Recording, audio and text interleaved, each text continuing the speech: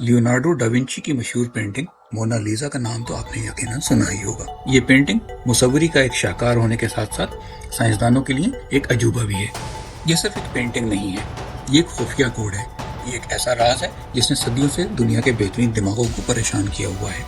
Leonardo da Vinci ने ये शाहकार सन 1503 में बनाना शुरू किया था, लेकिन क्या आप जानते हैं कि उन्होंने ये पेंटिंग कभी भी मुकम्मल नहीं समझी। वो इसे अपने साथ ही लेकर फिरते रहे, हर साल इसमें कुछ न कुछ तब्दीली करते रहे। साइंसदानों ने जदीद एक्सरे टेक्नोलॉजी की मदद से इस पेंटिंग का जायजा लिया तो उन्हें हैरत अंगेज इंकशाफात हुए। मोनालिसा क्या ये किसी खुफिया पैगाम की निशानदेही है?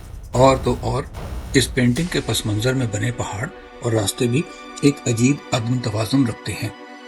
दाएं और बाएं तरफ के मंजर यकसर मुख्तलिफ हैं। ये क्यों? क्या डा विंची हमें कुछ बताना चाह रहे थे? सबसे बड़ा राज तो उसकी मुस्कुराहट है। क्यों ये मुस्कुराहट हर जाविये से बदलती दिखाई देती है? साइंसदानों का कहना है कि डा विंची ने इसमें स्फुमाटो तकनीक इस्तेमाल की है, एक ऐसी तकनीक जिसमें रंगों को इस तरह मिलाया जाता है कि कोई वाज़ेह लकीर नजर ना आए।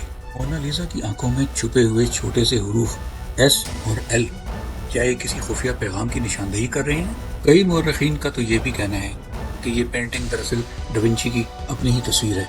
क्या वाकई मोनालिसा दरअसल एक मर्द थी? और क्या ये डा विंची का खुद को औरत के बेस में पेश करना था?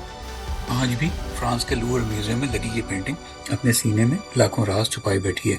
हर साल लाखों लोग उसे देखने आते हैं और हर शख्स इसके राजों को जानने की कोशिश करता है। लेकिन शायद डा विंची का बनाया हुआ ये खुफिया कोड हमेशा एक राज ही रहेगा।